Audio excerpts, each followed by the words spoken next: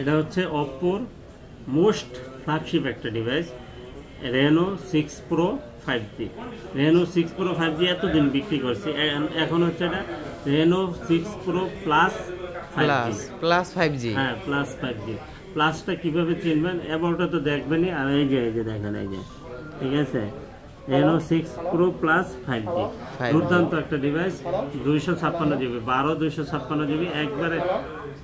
ডিজাইনটাও কিন্তু অনেক সুন্দর, আর কোয়ালিটিটা তো আর বলার কিছু নেই।